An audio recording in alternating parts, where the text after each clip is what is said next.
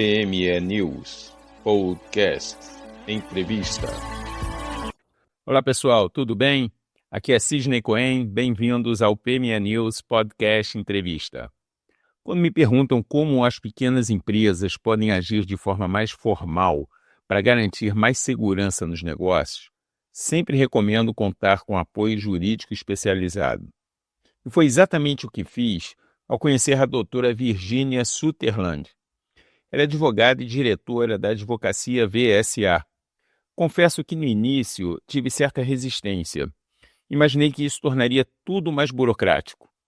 Mas a doutora Virginia demonstrou com clareza como a assessoria jurídica pode simplificar processos, trazendo mais transparência e segurança. Então a convidei a participar desse podcast para nos orientar sobre esse tema que é tão relevante ao cenário empresarial. Então seja bem-vinda, doutora Virginia.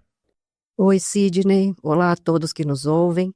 É uma grande satisfação para mim participar desse podcast para tratar de um tema tão importante para a segurança jurídica das empresas, que é a gestão de contratos. Eu espero contribuir para descomplicar um pouco esse universo e demonstrar os benefícios que uma gestão estratégica pode trazer para as pequenas e médias empresas. Doutora Virginia, quais são os principais cuidados que uma empresa deve ter ao elaborar e negociar contratos para garantir a segurança jurídica? São vários pontos que devem ser observados, né? O primeiro deles, a definição precisa das partes. Muitas vezes é negligenciada, mas a qualificação das partes deve ser precisa e correta. Pessoa física ou pessoa jurídica, razão social, CNPJ, endereço, representante legal. Certifique-se de que quem assina o contrato tem poderes para tanto. Então, verifique procurações ou, se for necessário, atos societários. Depois, escrever com clareza e detalhe o que está sendo contratado. A descrição completa do serviço ou do produto. Quantidade, qualidade, etc. E da mesma maneira quanto às obrigações, prazos, valores e formas de pagamento. Quanto mais específico, menos chance de problemas no futuro. É importante inserir também e acompanhar prazos e condições de vigência, definindo critérios para renovação, prorrogação ou rescisão do contrato. Previsão de multas, juros e outras sanções em caso de descumprimento daquelas obrigações contratuais. E muito importante, cláusula de confidencialidade e sigilo de informações. Proteja informações estratégicas comerciais e técnicas, que naturalmente são trocadas durante a execução do contrato. E assinatura e identificação clara das partes, com duas testemunhas. E quando a gente fala em negociação contratual segura exige boa comunicação e planejamento. E existem técnicas para isso. Sem tratar a outra parte contratante como adversária. Porque assim você constrói uma negociação ganha-ganha. E na prática, doutora Virginia, como funciona o processo de identificação e mitigação de riscos contratuais? Esse processo funciona com análise jurídica especializada. É essencial que o contrato seja analisado com detalhes por um advogado, antes da assinatura, garantindo maior segurança jurídica para as partes contratantes, O advogado vai realizar um trabalho de verificação das cláusulas omissas, vagas ou mal redigidas, vai identificar pontos que podem gerar disputas, como prazos, penalidades, reajustes, rescisão, entre outros tantos.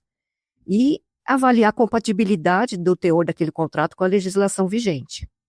E aí, a partir dessa avaliação, ele vai construir cláusulas que minimizam riscos ou até mesmo os eliminem. Isso pode incluir ajuste no texto contratual, alteração na redação, inclusão ou exclusão de cláusulas, inclusão de embasamentos legais e obrigações e responsabilidades. E você pode citar um exemplo? Um exemplo simples é: uma empresa firma um contrato com um fornecedor de software. O contrato, ele prevê, por exemplo, um valor mensal, mas ele não define claramente o nível de suporte técnico que vai ser oferecido. Então, o risco identificado, o cliente pode ficar sem assistência em caso de falha no sistema, o que vai impactar certamente suas operações. A mitigação inclui cláusula específica sobre o prazo de atendimento, os canais disponíveis e principalmente penalidades pelo não cumprimento. Então, por mais que hoje nós tenhamos uma infinidade de fontes de pesquisa na internet, os riscos contratuais não são sempre evidentes, principalmente para quem não tem o conhecimento técnico da matéria. E é nesse ponto que entra o olhar profissional do advogado para antever e minimizar esses riscos. Quais são os maiores desafios encontrados para este cenário? São tantos, mas destacando alguns, o primeiro eu diria que é a falta de entendimento da importância do contrato dentro da rotina empresarial. Muitas empresas ainda veem o contrato como algo dispensável, que pode ser acertado verbalmente, ou por e-mail, ou por mensagem de WhatsApp. Além disso, usar contratos antigos como referência, sem personalização, com cláusulas desatualizadas, ou usar minutas genéricas copiadas da internet, né, principalmente da inteligência artificial. Embora seja muito prático e rápido, isso eleva o risco de comprometer a segurança jurídica do contrato, podendo gerar ações judiciais que poderiam ter sido evitadas. E, como decorrência dessa falta de entendimento e do, vamos dizer assim, imediatismo, você gera um outro desafio para esse cenário, que é a falta de gestão contratual, ou seja, as empresas não criam ferramentas e processos de acompanhamento do contrato. É assinar o contrato e colocar na gaveta, vamos dizer assim, salvar no computador e abandonar, sem controle sobre vigência, prazos críticos, obrigações periódicas, né, que podem ter sido estabelecidas no contrato, ou os gatilhos de rescisão, por exemplo, né, que precisariam ser administrados. Com isso, os desafios envolvem, basicamente, ajudar o cliente, o empresário, a entender esse universo contratual, para desenvolver a mentalidade da prevenção. E essa prevenção, ela pode ser adotada, é bom que se diga, sem engessar o negócio da empresa. Doutora Virgínia, eu ouço muito falar no método CLM. Fale um pouco dele e dos seus benefícios para as empresas.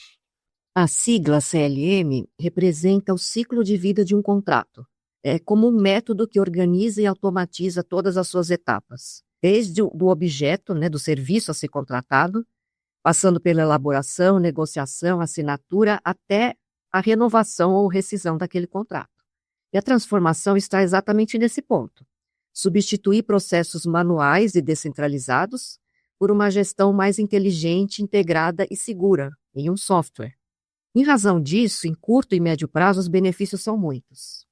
Primeiro, a agilidade. O fluxo contratual ele se torna mais rápido, centralizado dessa forma. Menos erros. Reduz falhas por versões erradas ou cláusulas desatualizadas. Os contratos eles vão seguir um padrão validado pelo jurídico, o que diminui a possibilidade de erros. Mais segurança jurídica. Você acompanha prazos, obrigações e riscos automaticamente. Acesso facilitado ao histórico de cada contrato. E a economia de tempo e recurso, né? Menos retrabalho e menor chance de litígios ou multas. Você pode citar algumas mudanças recentes que tiveram na legislação e que impactaram de forma direta nos contratos empresariais? De maneira geral, eu diria que a principal delas, com grande impacto, sem dúvida, foi a entrada em vigor da Lei Geral de Proteção de Dados. Essa lei ela exige que qualquer contrato que envolva coleta, uso ou compartilhamento de dados pessoais esteja alinhado com as regras descritas, né, na lei. O tratamento do dado pessoal deve ter uma finalidade específica e somente os dados que forem suficientes para atender àquela finalidade é que devem ser coletados. Ou seja, não pode haver reserva de dados que não sejam necessários. Em muitos casos, é preciso obter o consentimento por escrito do titular dos dados para coleta e tratamento. Tudo isso exige que a empresa tenha muito bem descrito nos seus contratos todas as medidas de segurança que são adotadas contra acesso não autorizado, perda, vazamentos ou quaisquer alterações indevidas de dados. Dessa forma, no dia a dia da empresa, é muito importante que seja feito um plano de adequação à lei, principalmente considerando dados pessoais dos consumidores e mesmo o contrato de trabalho dos funcionários. porque esses documentos precisam refletir o cuidado da empresa com os dados pessoais. Até porque o descumprimento da lei pode gerar multas muito pesadas, né? Até 2% do faturamento da empresa, além de bloqueio de operações e outras penalidades. E sem contar, claro, os danos à reputação da empresa, né? Esses não têm preço. Os prejuízos à boa imagem, construída com tanto esforço, podem ser grandes, principalmente se considerarmos a rapidez com que as informações circulam hoje em dia para o bem e para o mal. Ou seja, o impacto é real. A empresa pode e deve se proteger de maneira estratégica, não só com relação aos seus contratos, mas também com relação a todos os seus procedimentos internos, nos quais existam fluxos de dados pessoais.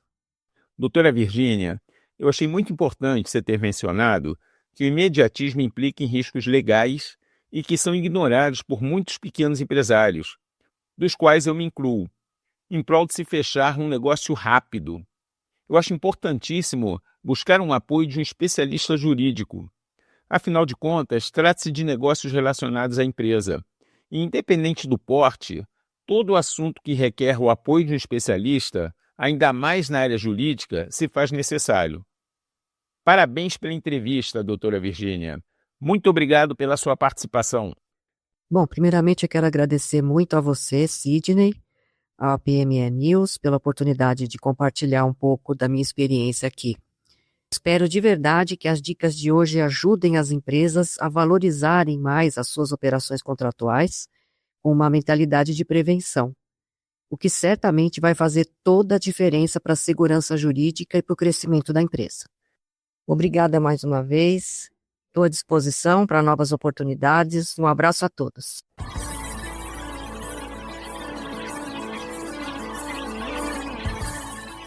PME News Podcast Entrevista.